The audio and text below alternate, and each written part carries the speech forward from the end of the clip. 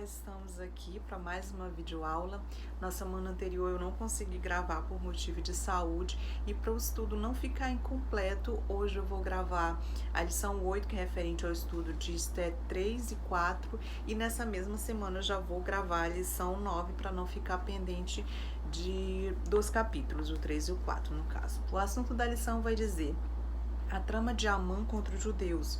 O texto áureo diz: porque se de todo te calares agora, de outra parte se levantará para os judeus com socorro e livramento, mas tu e a casa de teu pai perecereis. E quem sabe se para conjuntura como esta é que foste elevada a rainha?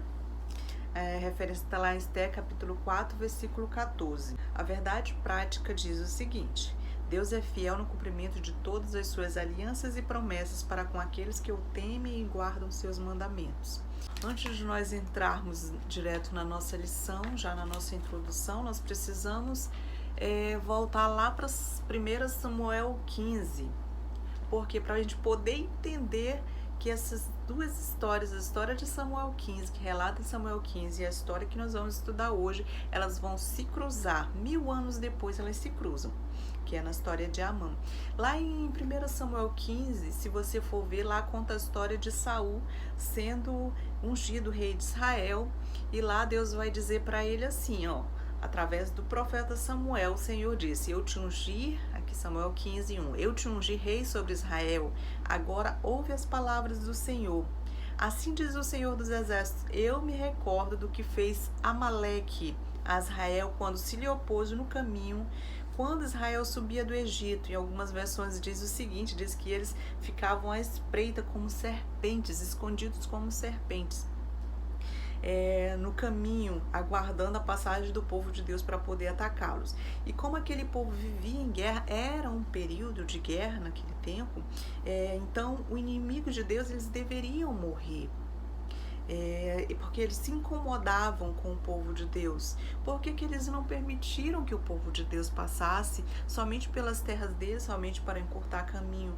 Porque o povo de Deus incomodava pelo simples fato de ser o povo escolhido por Deus. Isso, o simples fato de ele ser o povo de Deus incomodava os outros povos. E por isso que os amalequitas não permitiram que eles passassem ali, porque eles não eram como os povos antigos, eles não eram como os outros povos, eles não adoravam ídolos feitos por mão de homens, eles não sacrificavam crianças, eles não praticavam homossexualismo, eles não se prostituíam, eles não se prostravam diante de outros homens no sentido de adoração e de idolatria. Então era um povo diferenciado, eles não adoravam nenhuma criatura, nem no céu, nem no mar, nem na terra, nenhuma criatura feita por mão de homens, eles não adoravam. Então, esses povos, eles se levantavam contra o povo de Israel, porque diziam, são escravos, mas a Bíblia diz que esse povo de escravos, eles subiam do Egito, eles estavam a subir do Egito. E agora o Senhor diz: vai, Saul, eu te ungi rei. E a palavra de Deus diz que o Senhor disse: vai, fere a Amaleque, destrói totalmente tudo que tiver, não lhes perdoes, matarás desde homens até mulheres e crianças, destruirás tudo que encontrares no caminho. Então aqui nós vemos o juízo de Deus contra os amalequitas, porque eles não permitiram que o povo de Israel passasse por lá. Eles se incomodaram com a presença do povo de Deus pelo simples fato de ser povo de Deus. Então aqui está o juízo de Deus: mata todos os homens, porque eles prevaricaram contra o Senhor. Todos os homens e mulheres, mata todos, e mata até as crianças, porque aqui mostra também a misericórdia de Deus, porque elas correm risco de seguir o mesmo caminho dos pais. Então, por misericórdia, mata-as, porque aí elas estarão salvas. É a misericórdia do Senhor. E diz: destrói tudo, não deixa nada, por onde passares, tu destruirás. Então, no versículo 4, se nós vemos aqui, acompanha comigo na Bíblia, 1 Samuel, no capítulo 15, o versículo 4, Saul, ele convoca o povo, e foram até a cidade de Amaleque, e diz que pôs emboscada no vale. Lá aqui no versículo 6, ele viu que tinha um povo chamado povo dos queneus, que habitavam ali no meio dos amalequitas. E então ele chama os queneus, que viviam ali no meio. Ele diz: ide, retirai-vos do meio dos amalequitas, para que vocês não sejam destruídos junto com o povo dos amalequitas, porque os queneus, eles haviam usado de misericórdia para com o povo de Deus. Então com os filhos de Israel. Então a gratidão está explícita aqui. Saul, ele vai e fala para os queneus saírem do meio dos amalequitas para eles que não fossem mortos juntamente com eles. Então Saul começa a matar todos os amalequitas. Ele começa a destruir, a ferir todos os amalequitas. E a palavra de Deus vai contar que Saul e o povo perdoou a Agag. Agag era o rei dos amalequitas, a ordem era matar todos. Deus havia mandado, mas aí Saul perdoou Agag, o rei dos amalequitas, e não o matou. E também tomou para si o melhor das vacas, o melhor das ovelhas, o melhor de tudo que havia ali no meio dos amalequitas, desobedecendo a palavra que o Senhor havia dito de destruir tudo. Porém, ao capturar o rei, ele também permite que a descendência dele fuja. Muitos dos dele, da realeza, conseguiram fugir. Os descendentes de Agag, alguns conseguiram fugir por desobediência de Saul. Então, veio a palavra do Senhor a Samuel, dizendo: Samuel, vai, porque Saul já não obedece mais a minha voz, ele já não está fazendo o que eu mandei. Então Samuel vai, e a Bíblia conta que Samuel passou ainda a noite toda orando por Saul, porque a Bíblia diz que Samuel, ele amava Saul, e ele passou a noite orando, e Deus falou com ele e disse: vai, por que tu choras, ainda pede por Saul, porque ele já não me obedece. Então Deus mandou que Samuel era o profeta, fosse ao encontro de Saul para exortá-lo e dizer que Deus já havia rejeitado ele, que ele já não queria mais ele como rei de Israel. E Samuel vai, e quando chega em certo ponto, alguém chega com a notícia dizendo: olha, Saul levantou uma escultura para ele lá no Monte Carmelo. Saul passou pelo Monte Carmelo e lá ele fez um memorial para si. Ele ergueu uma coluna em memória dele próprio, como se quisesse ser adorado, como quisesse ser relembrado, ser tido na história. E isso não agradou a Deus, ele já estava desobedecendo totalmente à vontade de Deus. Então, o versículo 13 aqui, se a gente olhar, veio Samuel a Saul, e quando Samuel chega diante de Saul, Saul diz: bendito do Senhor, eu já cumpri tudo que o Senhor ordenou que eu fizesse. E ele hipocritamente ainda fala que já havia cumprido tudo que o Senhor havia ordenado. Aí Samuel diz: aqui era para ter somente soldados, então por que eu ouço barulho de ovelhas? Por que eu ouço barulho dos bois, se aqui era para ter somente soldados? Então Saul fala: não, eu peguei o melhor dos bois, o melhor das ovelhas, o melhor das cabras, para prestar sacrifício ao teu Deus. Ele fala, ele já não fala mais nem ao nosso Deus, ele fala: eu peguei isto para fazer sacrifício ao teu Deus. Então é nesse momento que Samuel fala: é melhor obedecer do que sacrificar, porque é melhor que Saul tivesse obedecido à voz do Senhor e exterminado por completo com todos os amalequitas, com toda a descendência dos amalequitas, mas não, ele deixou vivo ao rei Agag. E isso não era o que o Senhor queria. Se você continuar lendo, você vai ver o que aconteceu, que Samuel pegou e matou Agag, que era o rei, mas que a descendência dele já Saul havia deixado escapar e já ia dar continuidade, desobedecendo assim uma ordem direta do Senhor, que era para exterminar por completo os amalequitas. Então ali Samuel mata Agag, mas aí a descendência dele já havia escapado dali. Então, com aquela ação de Saul, ele não deu ouvidos por completo à voz do Senhor, que a voz do Senhor tinha dito: mata todos, não deixa escapar ninguém, extermina com tudo. Mas Saul desobedeceu à voz de Deus, assim ele se rebelou contra o Senhor. Então, o que isso tem a ver com a história de Esther? Agora a gente volta, vamos lá para a história de Esther para poder entender.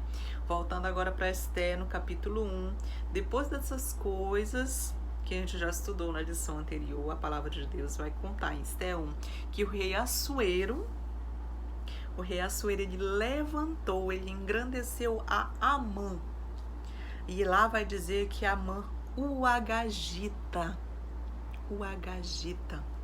Saul, ele não completou a obra lá atrás. Aí um descendente de Agag está aqui em Esther, sendo honrado, sendo exaltado, grande. Ele foi colocado acima de todos os príncipes, a Bíblia vai falar. Por tempo atrás, a obra não foi completa por Saul, como Deus havia ordenado. Então 1000 anos passaram-se e agora o descendente de Agag, ou seja, Amã, o Agagita, ele está vivo. Deus disse: extermina, é inimigo do meu povo, é inimigo do povo de Deus, não quer a paz do meu povo. Saul lá atrás desobedeceu. Então lá na frente o descendente de Agag está de pé. Agora ele está de pé. Só que Mardoqueu, olha que interessante, Mardoqueu ele veio como uma linha paralela à descendência do rei Agag. A descendência do rei Agag veio até Amã, o Agagita, 1000 anos depois. E numa linha paralela vem também a descendência de Saul, continua. Apesar de ele ter desobedecido, a descendência dele continua e chega aqui em Mardoqueu. Mardoqueu vem do mesmo povo de onde se originou Saul. Então, se Agag deixou descendentes para lá na frente tentar destruir o povo de Deus, que é o que Amã vai fazer, Deus também preservou Mardoqueu.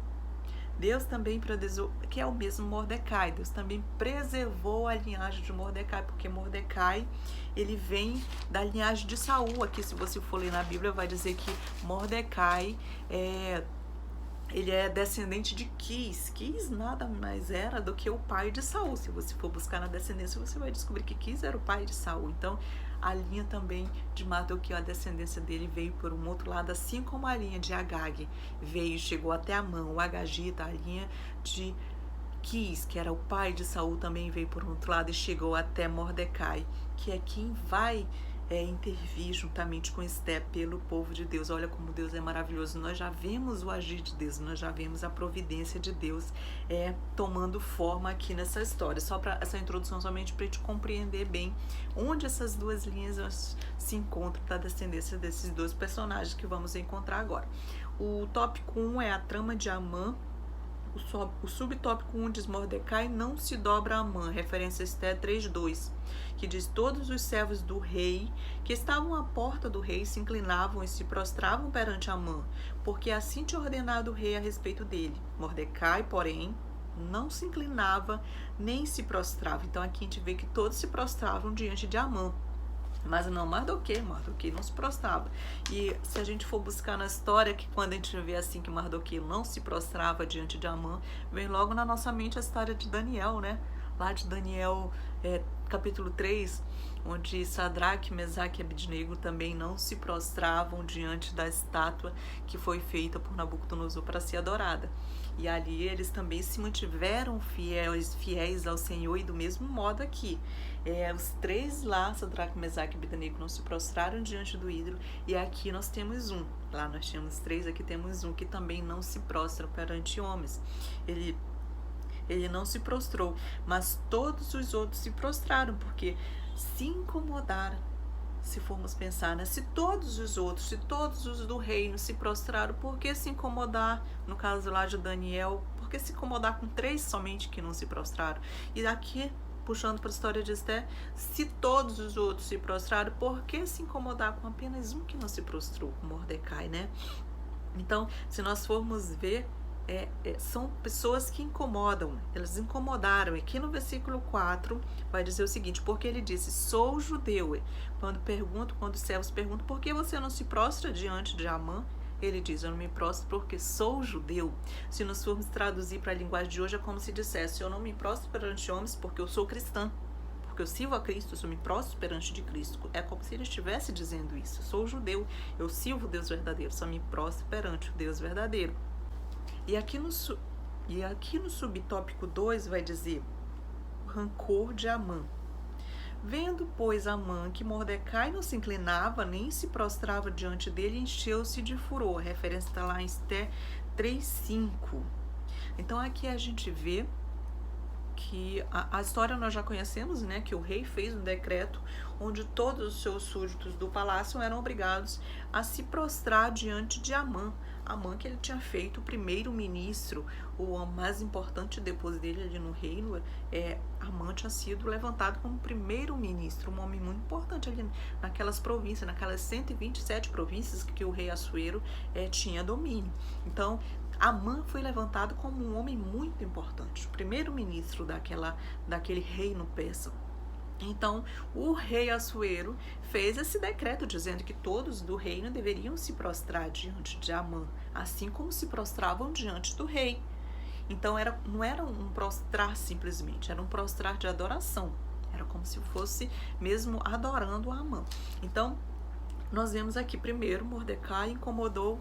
Se nós formos acompanhar a leitura bíblica, nós notamos que Mordecai primeiro ele incomodou as pessoas do seu nível, porque se você vê, quem se incomodou primeiro pelo fato de Mordecai não se dobrar diante de Amã foram os servos que estavam ali com ele na porta. As mesmas pessoas que estavam na porta, as mesmas pessoas que eram servos, que serviam junto com Mordecai, quando viram que ele não se prostrava perante Amã, eles começaram a se incomodar. E foram lá e perguntaram: por que tu não te dobras diante de Amã? Que é quando Mordecai responde: porque sou cristão, porque sou judeu. Só que aí esses do mesmo nível de Amã se incomodaram tanto que foram lá, esses do mesmo nível de Mordecai que se incomodaram tanto, foram lá com Amã dizer: olha, Mordecai, ele não se prostra perante ti, quando tu passas ele não se prostra. Então aí nós vemos no segundo plano, Mordecai agora ele incomoda pessoas acima dele, acima do nível dele. Porque Amã era o primeiro-ministro, porque ele haveria de se incomodar com o único servo que não se prostra? Ele nem deveria ligar para isso. Mas não, ele começa a incomodar. Ele começou a incomodar gente maior do que ele. O primeiro-ministro, o segundo homem mais importante do que ele. Então, o que aconteceu?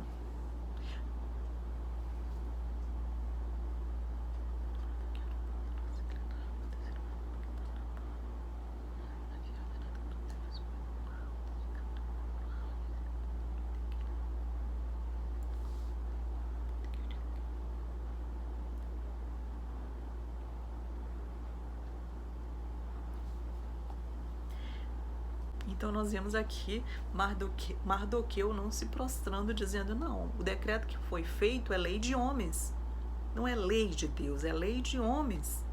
E aí, esse homem é inimigo de Deus.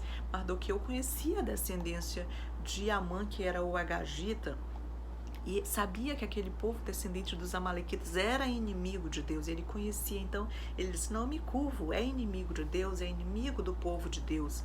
Então, do mesmo modo, se nós formos puxar para o nosso dia a dia, né, nós não podemos nos curvar diante de leis de homens. Em que sentido? Não em todo sentido, porque nós devemos obediência às nossas autoridades, mas se, como hoje nós já estamos vendo essas leis que vão contra a palavra de Deus, essa lei que agora inclusive eles querem até tirar da palavra de Deus todo o texto que fala contra o homossexualismo.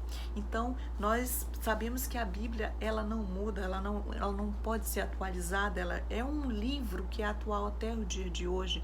Então, se porventura essas leis que já estão tramitando de ideologia de gênero, que não se pode mais falar disso, mas nós temos que seguir a lei de Deus, e a nossa lei é essa que está aqui.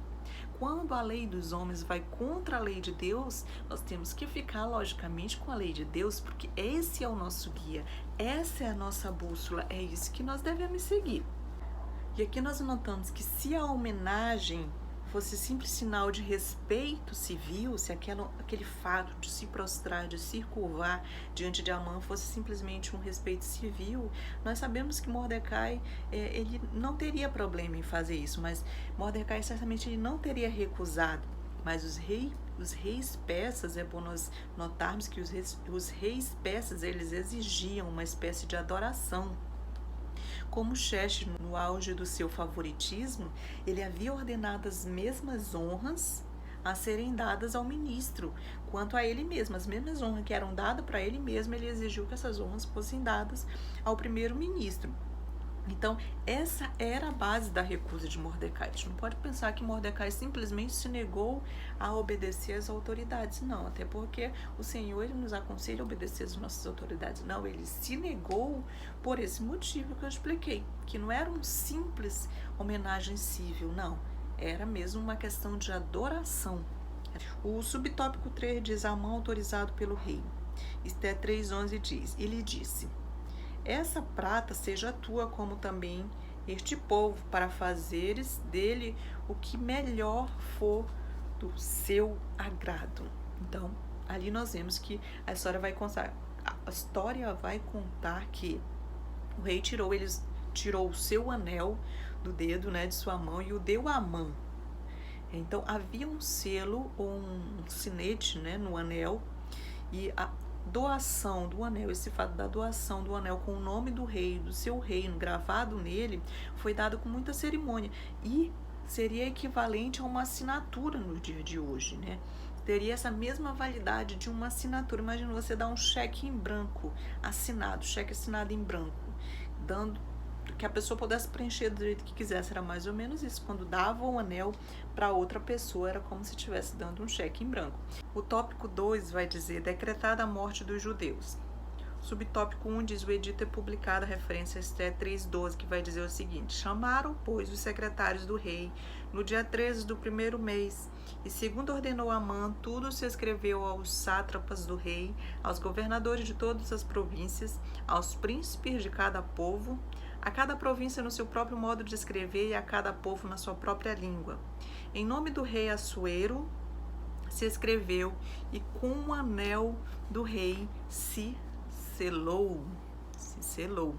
Então aqui a gente vê que chamaram os escrivãos do rei, né, e foi escrito tudo mais. Então os secretários do governo, eles foram empregados a fazer essa proclamação, autorizando, no caso, um massacre praticamente universal dos judeus em um dia apenas. Então foi traduzido, esse edito foi traduzido para os dialetos de todos os povos em todo o vasto império, que eram 127 províncias, como nós já estudamos, e os mensageiros rápidos, eles foram enviados para levar a todas as províncias. Então, no dia do massacre, no dia marcado para esse massacre, todos os judeus deveriam ser mortos e os seus bens deveriam ser confiscados, provavelmente contando com isso que Amã pretendia pagar ao tesouro real, né?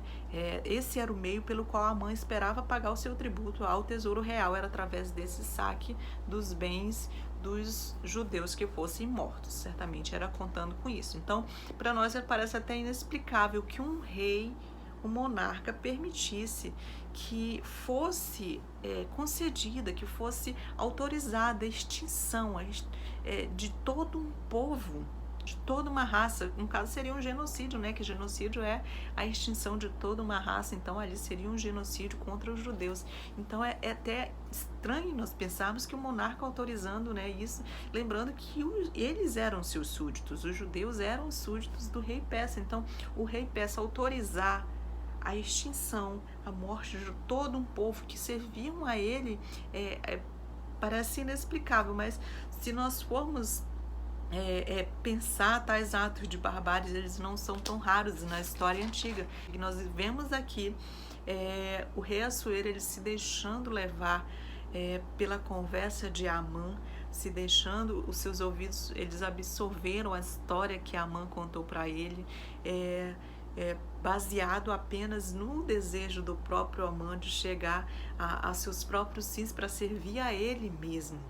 Então, a gente vê que ele foi praticamente usado por Amã. O rei Assuero ele foi induzido por Amã a matar aquele povo, baseado apenas na história que ele contou, que o povo era um povo que não servia ao rei, que não obedecia, era um povo desobediente, era um povo que ia se rebelar contra o rei. Então ele se deixou levar por essa conversa de Amã e assim autorizou esse massacre que acabou acontecendo ali. O subtópico 2 diz: o dia da vingança racial, está lá em Esté 3:13. Enviaram-se as cartas por intermédio dos correios a todas as províncias do rei, para que se destruíssem, matassem e aniquilassem de vez a todos os judeus, moços e velhos, crianças e mulheres, em um só dia, no dia 13 do 12º mês, que é o mês de Adar, e que eles saqueassem o bem, que foi o que nós comentamos agora há pouco, que nesse saque dos bens era que Amã pretendia pagar os tributos ao tesouro real. O subtópico 3 diz: o desdém do rei e de Amã. A referência está lá em Esté 3:15. Os correios, pois, impelidos pela ordem do rei, partiram incontinenti, e a lei se proclamou na cidadela de Suzã, E o rei e Amã se assentaram a beber, mas a cidade de Suzã estava perplexa. Então aqui nós vemos que o rei e Amã se sentaram para beber, enquanto algo tão horrendo havia sido editado por eles para que se cumprisse o extermínio do povo judeu, né? Mas aqui o texto diz que a cidade estava perplexa com tal acontecimento, a cidade estava confusa com o que o rei havia autorizado. E a perfeição da palavra confusa se dá muito bem aqui, da palavra perplexa se dá muito bem, algumas versões está confusa, algumas versões está perplexa a palavra, mas se dá muito bem aqui pelo historiador, porque pelo um simples traço ele desenhou uma imagem gráfica de um déspota oriental, que era nesse caso que estava chafurdando com o rei. O rei estava chafurdando com o seu favorito em prazeres carnais, em prazeres sensuais, enquanto as suas crueldades tirânicas rasgavam os corações e as casas de milhares de súditos dele. O subtópico 3 vai dizer Mordecai e Esté, angústia e desgosto. O subtópico 1 diz, está lá em Esté 4:1. Quando soube Mordecai tudo quanto se havia passado, rasgou as suas vestes e se cobriu de pano de saco e de cinza, e saindo pela cidade, clamou com grande e amargo clamor. Então, quando Mordecai ele sabe de tudo quanto havia acontecido, quando ele descobre o que havia acontecido, baseando-se na natureza irrevogável, né, de quando se fazia um decreto, né, de um monarca persa, aquilo era irrevogável, não tinha como voltar atrás. E nós vemos a confirmação disso, de que um decreto do reinado persa, do reino persa, era irrevogável. A gente pode confirmar isso lá em Daniel. Lá em Daniel 6,15, que vai dizer o seguinte: os inimigos de Daniel foram falar de novo com o rei e disseram: o Senhor sabe muito bem que, de acordo com a lei dos Medo e dos persas, nenhuma ordem ou lei assinada pelo rei pode ser anulada. Isso está lá em Daniel capítulo 6, versículo 15, você pode confirmar que é onde chancela de que, de fato, um decreto do rei persa não pode ser voltado atrás. E esse contexto aqui, esse texto que nós lemos de Daniel 6,5, ele está no contexto de Daniel na cova dos leões, que é quando o rei Dário ele faz esse decreto induzido também. A gente vê que o rei Dário ele também foi induzido pelos inimigos de Daniel, que pretendiam derrubá-lo, mas descobriram que Daniel era correto e honesto em tudo que ele fazia, que não conseguiriam derrubá-lo.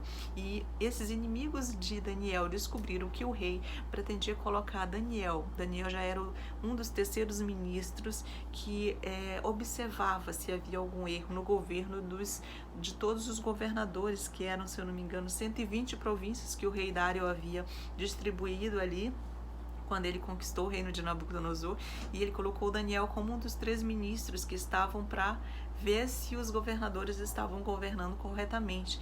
E o rei Dário já pretendia colocar Daniel acima de todos eles, para que ele ficasse no comando, fosse o segundo homem mais importante.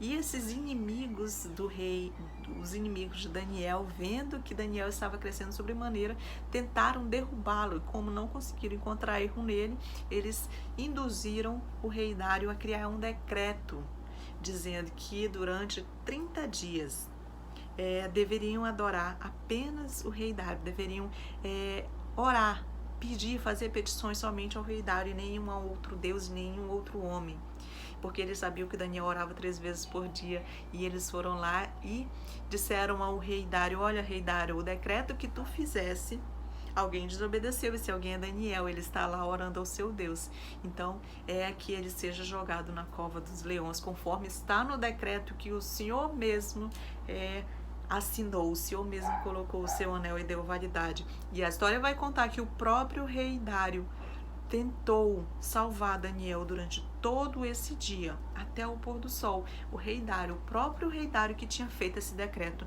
tentou impedir que Daniel fosse jogado na cova dos leões. E ele próprio, o rei que fez o decreto, não conseguiu invalidar esse decreto, porque uma vez o decreto feito, um decreto no povo dos Medo-Persas, ele não poderia ser revogado, não poderia voltar atrás, nem o próprio rei conseguia invalidar esse decreto, só para você ter ideia de como era quando se fazia um decreto, não se podia realmente voltar atrás. Então Amã tornou-se conhecido assim que a sanção real foi obtida nessa lei.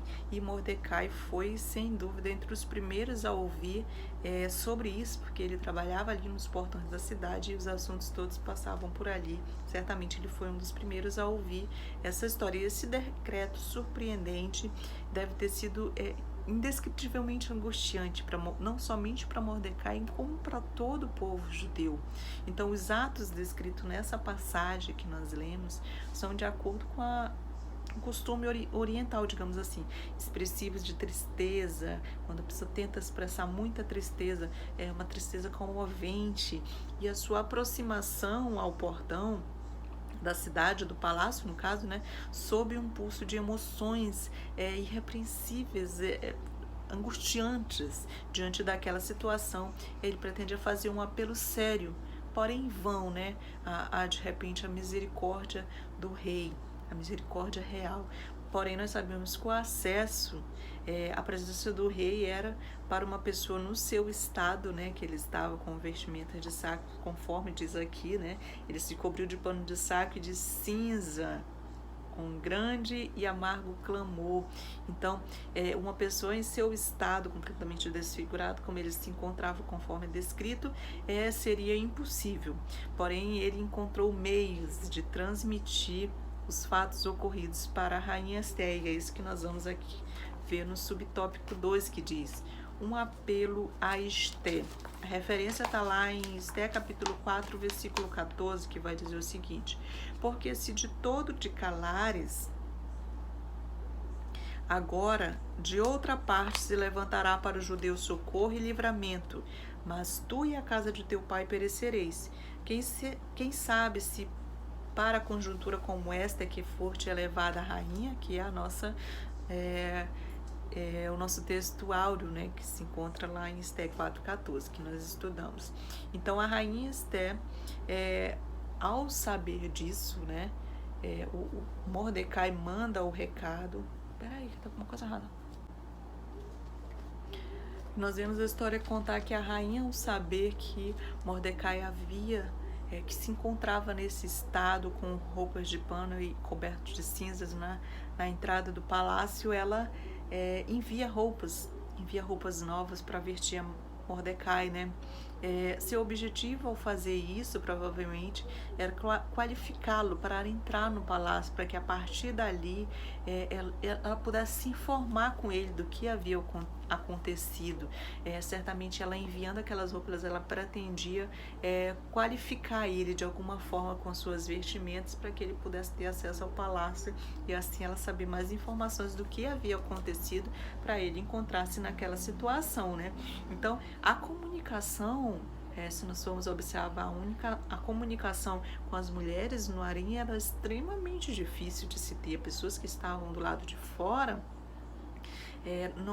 não tinham contato direto com as mulheres do harém, apenas através dos guardiões, né, que tinham esse acesso. Então o chefe eunuco, ele recebe diretamente da rainha Esté essa missão de ir lá com Mordecai e descobrir o motivo de ele estar naquela situação. E esse eunuco vai lá e descobre esse motivo e leva esse motivo para a rainha Esté, passa para a rainha Esté esse motivo. Normalmente esse eunuco, ele era escolhido pelo próprio rei, né? Normalmente era uma pessoa mais velha, né? Que era escolhido, que servia o rei por um longo período de serviço real, né? De serviço fiel, no caso, e sempre era designado pelo rei para esse serviço.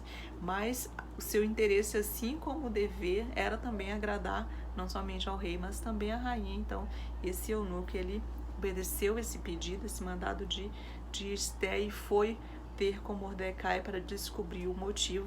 E Nesse momento nós encontramos o Ataque, né, o eunuco Ataque, tornando-se muito útil para realizar as comunicações privadas entre Mardoqueu e Esté.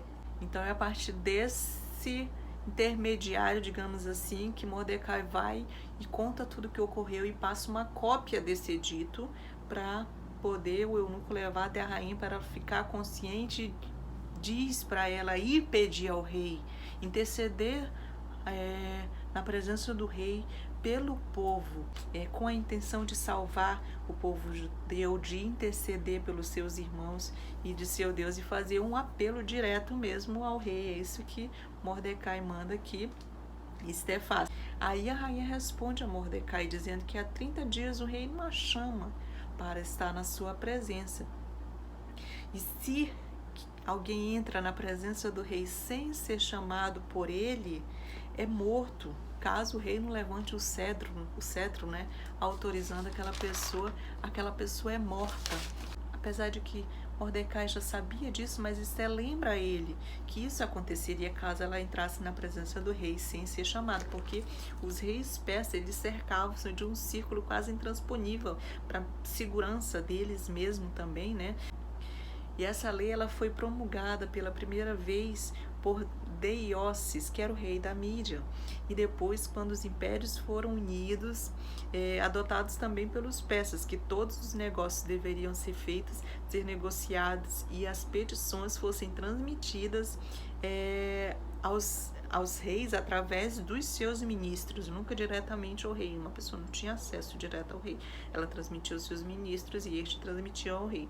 Embora essa restrição ela não visasse também incluir a rainha, né, que a rainha também não tivesse esse acesso, mas pelo caráter restrito e inflexível das leis persas, pelo extremo desejo também, se nós formos notar, de exaltar a majestade do soberano, né, que era o rei persa, até mesmo a sua esposa favorita, ela não tinha o privilégio de entrar excesso por algum favor especial ou por alguma indulgência que o rei concedesse a ela.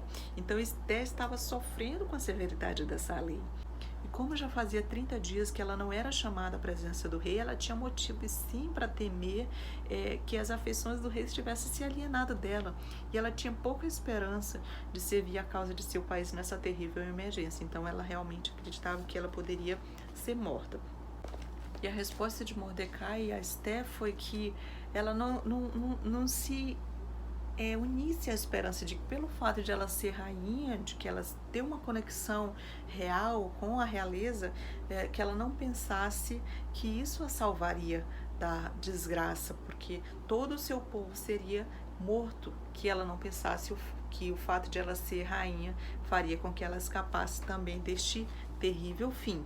Então, aqui nós vemos que ele, no caso que Mordecai, ele confiava, acreditava confiantemente que Deus ele interromperia de alguma forma aquela situação toda, ele mudaria aquela história, que a providência divina se faria presente na história, se não através dela, se não através de Esté, por algum outro libertador sobre o seu povo. É isso que ele está dizendo aqui, se não através dela, por uma outra pessoa, mas que o dever evidentemente recairia sobre ela, pois havia grandes razões para acreditar que esse era o desígnio da providência divina na vida dela, do fato de ter feito ela rainha.